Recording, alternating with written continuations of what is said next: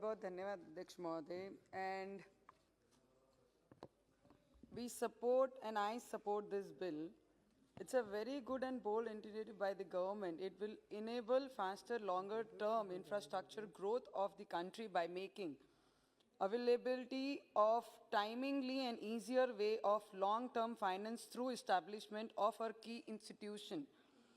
And National Bank for Financing Infrastructure and Development. Timely finance is the major roadblock in the infrastructural development, which this bill effectively address. There are various good measures like of infrastructures, receivables, take over the existing finance, and even conversation of loan inequality, which shall surely help infrastructure sector.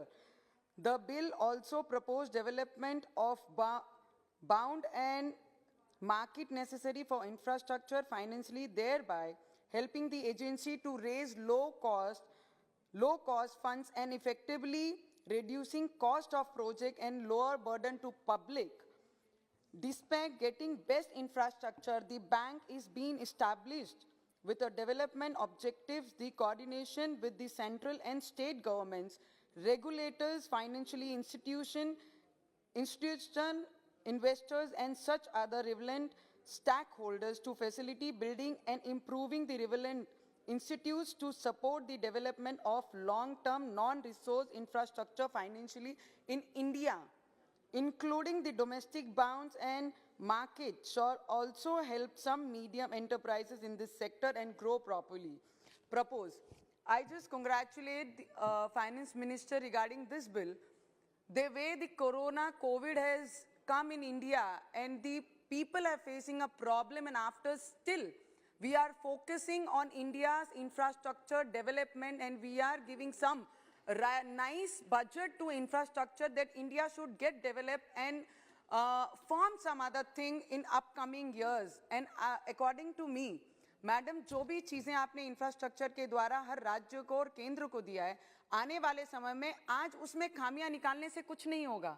We have sacrificed our 2 years MP land fund for the development of this country, and I request few of my colleagues, they have mentioned कि the MP land fund what we have given to the central government अगर जान ही नहीं रहेगी तो हम काम और development करके क्या करेंगे. इसलिए जो एमपी लैंड फंड दिया गया है, जो हेल्थ इशू पे दिया गया है, उसको प्रॉपर्ली अगर तालुके प्लेस में, हॉस्पिटलाइज में, मेडिसिन में, मेडिकल्स में अगर यूज करते हैं तो आई थिंक ये जान से ज्यादा कुछ नहीं हो सकता. और आपने जो एमपी लैंड फंड लिया इसका दुख है, पर एक बात से हम जो जान बचा रहे हैं इस देश में उसके भी साथ खड़े हैं कि जान से बढ़कर इस देश में कोई चीज नहीं है, तो उसका भी अप्रिशिएट करते हैं. और अभी बहुत सारे कलीग्स ने from Maharashtra they spoke about GST.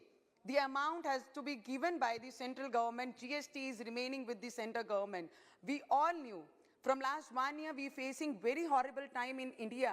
और हमें उसका बोलते हैं कि भावना पता है कि आपका नहीं देने का कारण क्या है, पर फिर भी मैं आपसे विनती करूंगी जो जीएसटी हमारे महाराष्ट्र की सेंटर के तरफ कुछ बैलेंस है, आपने कृपया करके अगर वो जीएसटी देंगे, क्योंकि हमारे राज्य में आज हॉस्पिटल की परिस्थिति बहुत खराब है. पूरे देश में अव्वल नंबर में हम कोविड में हैं, हम अच्छे कामों पे नहीं हैं. अव्वल नंबर है डेथ रेट्स में, हम अव्वल नंबर है कोविड में सबसे आगे नंबर्स में. तो मुझे लगता है अगर आप जीएसटी के द्वारा कुछ हमें दे सकेंगे तो हॉस्पिटल में डेवलपमेंट्स होंगी, हेल्थ सेक्टर्स में डेवलपमेंट होगी और कुछ डेवलपमेंट इंफ्रास्ट्रक्चर के द्वारा हम हमारे महाराष्ट्र में कर सकते हैं. फार्मर्स की परिस्थिति बहुत खराब है, जहां किसानों पे अनवांटेड रेन भी, बारिश ये 3 दिनों में आई है, उसके तरीके से भी हमारे महाराष्ट्र के फार्मर्स संकट में हैं. उसके बाद ये बात कर रहे हैं, हमारे सभी लोग दुख है हम लोगों को, वो सब चीज का अनुभव है, सभी के घरों में कार है, सभी नॉर्मल लोग एक्टिवा से लेके 4 व्हीलर तक चलाते हैं. जो जीएसटी और जो वैट हमारे पेट्रोलियम और डीजल में लगता है, अगर आपने पूरे देश में अलग अलग राज्यों का हिस्ट्री देखेंगे तो सबसे ज्यादा वैट और इंटरेस्ट जो प्रॉफिटेबल है वो हमारे महाराष्ट्र में महाराष्ट्र की सरकार लेती है. और उसके पहले बहुत देवेंद्र फडणवीस साहब जब थे तब इन्होंने जो भी टैक्स रेट्स बढ़े थे उसमें कम करके हमारे महाराष्ट्र के लोगों को सुविधा दी.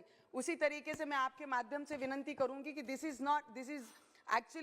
The subject. Madam 1 minute last का, तो इसमें भी कुछ आपके तरफ से अगर राज्यों को मदद हो सके तो पेट्रोल और डीजल के लिए भी आप लोग मदद करिए, क्योंकि बहुत ज़्यादा रेट्स ऑफ इसमें प्राइस बढ़े हैं, तो उसमें भी आप मदद कीजिए। और मैं महाराष्ट्र गवर्नमेंट को भी रिक्वेस्ट करूंगी, जिस तरीके से ओडिशा ने 20.6% पे अपना इंटरेस्ट लागू किया है, उसी तरीके से महाराष्ट्र भी कर सकती है, जो आज महाराष्ट्र 26.9 टैक्स लेती है। अगर महाराष्ट्र के लोगों को, जनता को सुविधा देनी है, टैक्स में कमतरता लानी है, तो उन्होंने अपना प्रॉफिट छोड़कर लोगों की भलाई इसमें सोचना चाहिए, वो भी बहुत जरूरी है। And Madam, I support in this bill to you, because in the COVID also, you have got a very good bill about related to infrastructure. Thank you so much, Madam. Shri